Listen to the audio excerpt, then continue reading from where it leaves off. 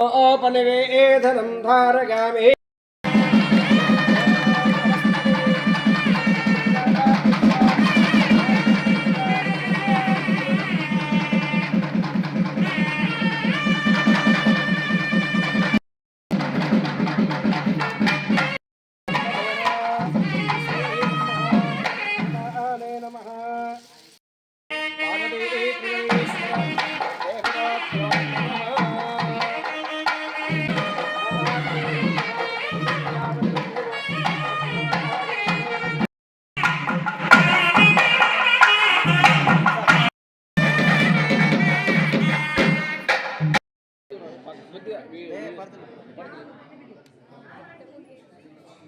విఖ్యాత పుణ్యక్షేత్రమైనటువంటి నవనాథ సిద్ధేశ్వర దేవాలయం లోపల శివరాత్రి ఉత్సవాల కోసం కమిటీ ఆధ్వర్యంలో బ్రహ్మాండంగా ఏర్పాట్లు కొనసాగుతూ ఉన్నాయి.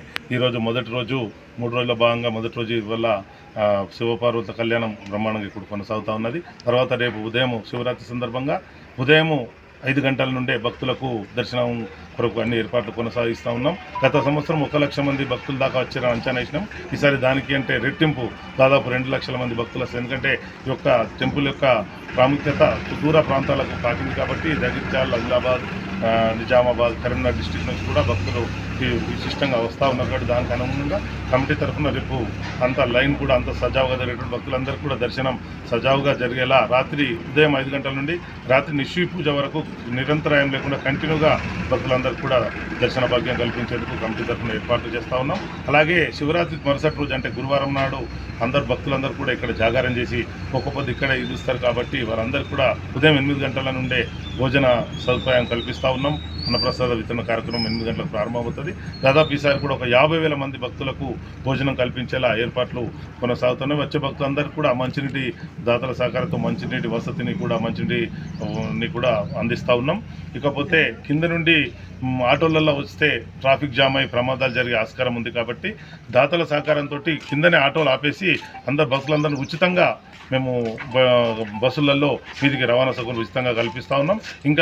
ఇంకా కొన్ని ఏమైనా లోటుపాట్లు ఉంటే కూడా రేపటి వరకు కంప్లీట్ చేసి యుద్ధ ప్రాతిపదికన ఈ యొక్క ఏర్పాట్లన్నీ కమిటీ తరఫున మేము పూర్తి చేస్తూ ఉన్నాం. భక్తులకు ఎలాంటి అసౌకర్యం కలగకుండా ఇప్పుడు పోలీస్ శాఖ వారి ఆధ్వర్యంలో కూడా ఇక్కడ అన్ని ఏర్పాట్లు ట్రాఫిక్ జామ్ కాకుండా ఇప్పుడే ఏసీబీ గారు రావడం జరిగింది.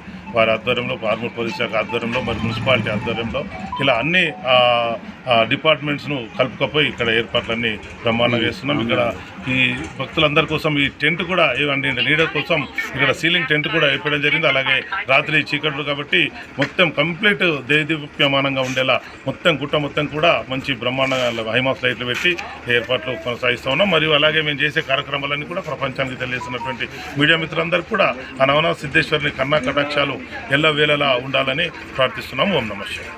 పట్టణంలో గల సుప్రసిద్ధమైనటువంటి ఆలయం. మంగళవారం నాడు పార్వతీ పరమేశ్వర కళ్యాణం, శివరాత్రి మహోత్సవం అనేటువంటిది ఉదయం 5 గంటల నుండి రాత్రి 10 గంటల వరకు పూజా కార్యక్రమాలు, 12 గంటలకు రాత్రికి నిష్పూజ జరుగుతుంది బుధవారం నాడు. అట్లాగే గురువారం నాడు ఉదయం పూర్వకమే 6 గంటలకల్లా అన్నపూర్ణాదేవికి అన్నపూజ నిర్వహించి వచ్చినటువంటి భక్తులకు అన్నప్రసాదం నిర్వహించడం జరుగుతుంది. ఈ కార్యక్రమం అంతా కూడా గత 15 రోజుల నుండి కూడా ఆలయ కమిటీ సారథ్యంలో ఈ ఉత్సవాలు జరుగుతున్నాయి. ఈ 3 రోజుల వరకు కూడా సిద్ధులగుట్ట మీద కనుల పండుగగా ఉంటుంది.